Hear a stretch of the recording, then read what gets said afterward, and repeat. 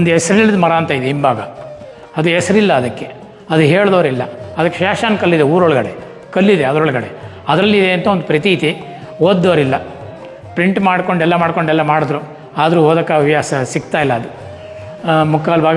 ಕಾಲು ಭಾಗ ಓದ್ತಾರೆ, ಆಮೇಲೆ ಕಣ್ಣು ಮಂಜು ಬರುತ್ತೆ ಅನ್ನೋದು ಒಂದು ಇತಿಹಾಸ ಇದೆ. ಅದು ನೋಡುಗರಿಗೆಲ್ಲ ನಮಸ್ಕಾರ, ನಾನು ಸಚಿನ್. ಇಂದಿನ ಸಂಚಿಕೆಯಲ್ಲಿ ನಾವು ಕುಣಿಗಲ್ ತಾಲೂಕು ಹುಲಿಯೂರು ದುರ್ಗ ಹೋಬಳಿಯಲ್ಲಿರುವಂತಹ ಉಜ್ಜಯಿನಿ ಶ್ರೀ ಚೌಡೇಶ್ವರಿ ಅಮ್ಮನ ದರ್ಶನವನ್ನು ಮಾಡೋಣ ಬನ್ನಿ.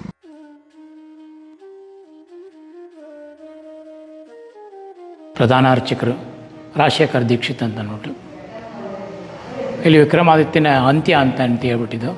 ಪ್ರಥಮ ಉಜ್ಜಯಿನಿ ಮಧ್ಯಪ್ರದೇಶದಲ್ಲಿದೆ, ಇದು ಅಂತ್ಯ ಅಂತ ಅಂದ್ಬಿಟ್ಟು ಇಲ್ಲಿ ಸಪ್ತಮಾತೃಕೆ ಚೌಡೇಶ್ವರಿ ದೇವಸ್ಥಾನ ಪ್ರತಿಷ್ಠಾಪನೆ ಮಾಡಿದಿರೋ ವಿಕ್ರಮಾದಿತ್ಯ. ಇಲ್ಲಿ 7 ಕಡೆ ದೇವಸ್ಥಾನ ಇದೆ. ಇದೇ ಪ್ರಥಮ. ಇದಕ್ಕೆ ಎಲ್ಲ ರಥೋತ್ಸವ, ಅಗ್ನಿಪ್ರವೇಶ ಎಲ್ಲ ನಡೆಯೋದು, ಬೇರೆ ಯಾವುದಕ್ಕೂ ಇಲ್ಲ. ಇಲ್ಲಿ ಹೊರಗಡೆಯಿಂದ ಬಂದು ಇಲ್ಲಿ ಯುಗಾದಿ ಹಬ್ಬದ 15 ದಿವಸಕ್ಕೆ ರಥೋತ್ಸವ ನಡೆಯುತ್ತೆ. ಚೈತ್ರ ಮಾಸದಲ್ಲಿ ಅತಿ ವೈಭವದಿಂದ ನಡೆಯುತ್ತೆ ರಥೋತ್ಸವ. ಮತ್ತು ಪಾಲ್ಕಿ, ತೇರು ಇದೆಲ್ಲ ವಿಜೃಂಭಣೆಯಿಂದ ನಡೆಯುತ್ತೆ. ಬೇರೆ ಕಡೆ ಸುತ್ತಮುತ್ತ ಇದೆ. ಇದೇ ತಾಲೂಕಲ್ಲಿ ಅಲ್ಲಿ ಬರುತ್ತೆ. ಹೊರಗಡೆ ಇದೇ ತಾಲೂಕಲ್ಲಿ 4 ಇದೆ: ನಿಡ್ಸಾಲ ಚೌಡೇಶ್ವರಿ, ಬೇವೂರು ಚೌಡೇಶ್ವರಿ, ಹೆಮ್ಮನಹಳ್ಳಿ ಚೌಡೇಶ್ವರಿ, ಅಸ್ಕಾವಿ ಚೌಡೇಶ್ವರಿ, ಮಳವಳ್ಳಿ ಹತ್ರ ಒಂದು, ತಿರ್ಗಾ ತುಮಕೂರು ಹತ್ರ ಒಂದಿದೆ. ಒಟ್ಟು 7 ಸಪ್ತಮಾತೃಕೆಯರು ಇವರು. ಅದರಲ್ಲಿ ಪ್ರಥಮವಾಗಿ ಇವರೇನೆ. ಚೆನ್ನಾಗಿ ಅದ್ಭುತವಾಗಿ ನಡೆಯೋದು, ವೈಭವವಾಗಿ ನಡೆಯುವಂಥ ಇತಿಹಾಸ ಇದೆ. ಶೆಡ್ಯೂಲ್ಡ್ ಕ್ಯಾಸ್ಟ್ನ ಬ್ರಾಹ್ಮಿಣ್ಸ್ ಮಾಡಿಬಿಟ್ಟು ಅಗ್ನಿಪ್ರವೇಶ ಮಾಡಿಸ್ತೀವಿ. 6 ಜನನ ಅವ್ರಿಗೆ ಯಜ್ಞೋಪವಿತ್ರ ಕೊಟ್ಟು, ಪಂಚಗವ್ಯ ಕೊಟ್ಟು, ಅವ್ರಿಗೆಲ್ಲ ಮಾಹಿತಿ ಹೇಳಿ, ಅವ್ರಿಗೆ ಬೇರೆ ದೇವಸ್ಥಾನ ಇದೆ, ಅಲ್ಲೇ ಇರ್ತಾರೆ ಅವರು. ಯಾವ ಟೈಮಲ್ಲಿ ಅದು ಯುಗಾದಿ ಹಬ್ಬದ 15 ದಿವಸಕ್ಕೆ ರಥೋತ್ಸವ ನಡೆಯೋದು. ಯುಗಾದಿ ಹಬ್ಬದ 15 ದಿವಸಕ್ಕೆ ಅವ್ರು 20 ದಿವಸ ಬ್ರಾಹ್ಮಣಿಕೆ ಹೊಂದಾಣಿಕೆಯಲ್ಲಿ ಇರ್ತಾರೆ. ಅದೇ ಥರ ಇರ್ತಾರೆ ಅವರು. ಪೂಜಾ ಕೈಂಕರ್ಯ ಎಲ್ಲ ಮಾಡ್ಕೊಂಡಿರ್ತಾರೆ ಅವರು. ದೇವಸ್ಥಾನ ಎಷ್ಟು ಹಳೆಯದು, ಪುರಾತನ ಎಷ್ಟು? ಇದು 360 ವರ್ಷ ಹಳೆದಿದ್ದು. ಅದು ಹೇಗೆ ಅಂತ ಅಂದರೆ, ಹಳೆ ಮೃತ್ತಿಕೆ ದೇವರಿದ್ದಾಗ ಇದನ್ನು ಶಿಥಿಲ ಆಯಿತು ಅಂದ್ಬಿಟ್ಟು ತೆಗೆದಾಗ ಅದ್ರ ತಳಗಡೆ ಚಿನ್ನದ ತಗಡಿಟ್ಟಿದ್ರು. ಅದರಲ್ಲಿ ಬರವಣಿಗೆ ಇತ್ತದು. 360 ವರ್ಷದ್ದು. ಮಕ್ಕಳಾಗದೇ ಇದ್ದರು, ಮದುವೆ ಆಗದೇ ಇದ್ದರು ಅಂತಾರು, ಮತ್ತು ಹುಷಾರಿಲ್ಲದೆ ಇದ್ದರು ಅಂತಾರಂತೆ ನೀರು ಹಾಕೋ ಸಮೃದ್ಧಿ ಇದೆ. ಪ್ರಸಾದ ಕೇಳದೆ, ಇಲ್ಲಿ ಬೇರೆ ಹೇಳೋದೇನಿಲ್ಲ. ಪ್ರಸಾದ ಕೇಳದೆ ಇಲ್ಲಿ ವೈಭವ. ದೇವರ ಪ್ರಸಾದ ಕೇಳದೆ ಪ್ರಸಾದ ಆಗುತ್ತೆ ಅಂತ ಅನ್ನೋ ಲೆಕ್ಕಾಚಾರದಲ್ಲಿ ಇದು ಮಾಡ್ತಾರೆ. ಹೆಚ್ಚು ಕಮ್ಮಿ 98% ನಡೆಯುತ್ತೆ ವೈಭವವಾಗಿ. ಎಲ್ಲ ರೀತಿಯಲ್ಲೂ ಚೆನ್ನಾಗಿರುತ್ತೆ. ಟೈಮಿಂಗು ಬೆಳಗ್ಗೆ ಓಪನ್ ಮಾಡೋದು 7 ಗಂಟೆಗೆ, ಸಾಯಂಕಾಲ 7 ಗಂಟೆವರೆಗೆ.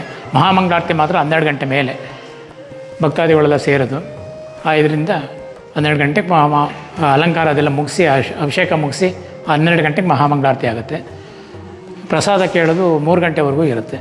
ಎಲ್ಲ ಕಡೆಯಲ್ಲೂ ಇದೆ, ಅನುಕೂಲ ಇದೆ. ಹುಲಿಯೂರು ದುರ್ಗದಿಂದ, ಚನ್ನಪಟ್ಟಣದಿಂದ, ಮತ್ತು ಕುಣಿಗಲ್ ಕಡೆಯಿಂದ, ಮದ್ದೂರಿಂದ, ಎಲ್ಲ ಕಡೆಯಿಂದ ಗೌರ್ಮೆಂಟ್ ಬಸ್ ಅನುಕೂಲ ಇದೆ. ಎಲ್ಲ ಥರದಲ್ಲೂ ತೊಂದರೆ ಏನಿಲ್ಲ. ವೆಹಿಕಲಲ್ಲಿ ಬರೋರು ಬರ್ತಾರೆ ಜಾಸ್ತಿ, ಇದರಲ್ಲೂ ಬರೋರು ಬರ್ತಾರೆ, ಬಸ್ನಲ್ಲಿ ಬರೋರು ಬರ್ತಾರೆ. ಯಾವ ಊರಿನವರು ಹೆಚ್ಚಿಗೆ ಬರೋದು? ಬೆಂಗಳೂರಿಂದ ಜಾಸ್ತಿ ಬರ್ತಾರೆ. ಇಲ್ಲಿ ಸರೌಂಡಿಂಗಲ್ಲೆಲ್ಲ ಪೂರ್ತಿ ಸೇರ್ಕೊಂಡಿರೋದೆಲ್ಲ ಈ ಸುತ್ತಮುತ್ತ ಹಳ್ಳಿಯವರೆಲ್ಲ ಬೆಂಗಳೂರೆಲ್ಲ ಸೇರ್ಕೊಂಡಿದ್ದಾರೆ. ಹೆಚ್ಚು ಕಮ್ಮಿ 50% ಬೆಂಗಳೂರಿಂದನೇ ಜಾಸ್ತಿ. ಹೂ ತಗೊಂಬರೋದು ಎಲ್ಲ ಭಕ್ತಾದಿಗಳೆಲ್ಲ ಬರೋದೆಲ್ಲ ಅಲ್ಲಿಂದನೇ ಜಾಸ್ತಿ. ಹೊರಗಡೆಯಿಂದ ಹಳ್ಳಿ ಕಡೆಯಿಂದ ಬರ್ತಾರೆ, ಸರ್ವೇ ಸಾಮಾನ್ಯ.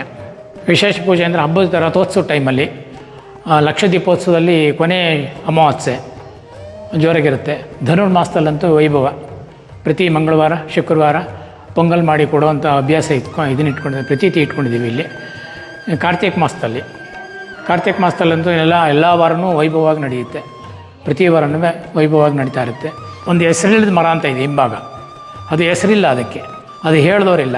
ಅದಕ್ಕೆ ಶಾಸನ ಕಲ್ಲಿದೆ, ಊರೊಳಗಡೆ ಕಲ್ಲಿದೆ, ಅದರಲ್ಲಿದೆ ಅಂತ ಒಂದು ಪ್ರತೀತಿ. ಓದ್ದವರಿಲ್ಲ, ಪ್ರಿಂಟ್ ಮಾಡ್ಕೊಂಡೆಲ್ಲ ಮಾಡಿದ್ರು, ಆದರೂ ಓದೋಕ್ಕೆ ಹವ್ಯಾಸ ಸಿಗ್ತಾಯಿಲ್ಲ. ಅದು ಕಾಲು ಭಾಗ ಓದ್ತಾರೆ, ಆಮೇಲೆ ಕಣ್ಣು ಮಂಜು ಬರುತ್ತೆ ಅನ್ನೋದು ಒಂದು ಇತಿಹಾಸ ಇದೆ. ಅದು ಇದರಿಂದ ಯಾರು ಓದೋಕ್ಕೆ ಇಷ್ಟಪಡ್ತಾ ಇಲ್ಲ. ಅದನ್ನು ಊರೊಳಗಡೆ ಬರುತ್ತೆ, ಮೆಟ್ಕಲ್ಲಿದೆ, ಸ್ಟೆಪ್ ಇದೆ, ಅಲ್ಲಿದೆ ಕಲ್ಲದು. ಅದರೊಳಗೆ ಇತಿಹಾಸ, ಅದರ ಹೆಸರಿದೆ ಅಂತ ಅನ್ನೋದು ಒಂದು ಇತಿಹಾಸ ಇದೆ. ಆ ಕಲ್ಲಿನ, ಆ ಮರದ ಇತಿಹಾಸ.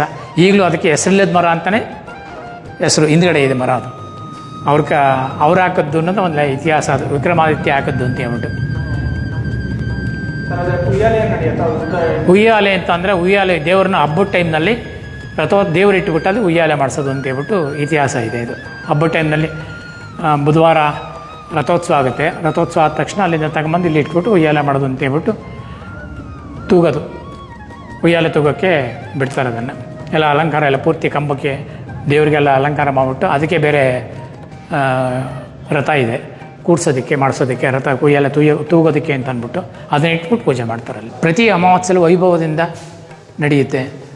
ದುರ್ಗಾ ಪೂಜೆ, ದುರ್ಗಾ ಹೋಮ, ಚಂಡಿಕಾ ಹೋಮ ಮತ್ತು ಆಯುಷ್ ಹೋಮ ಎಲ್ಲ ಮಾಡ್ತೀವಿ. ಆದ್ದರಿಂದ ಅದರಲ್ಲೂ ಜನ ಸೇರ್ತಾರೆ. ಪ್ರತಿ ಅಮಾವಾಸ್ಯೆನಲ್ಲೂ ನಡೆಯುತ್ತದು.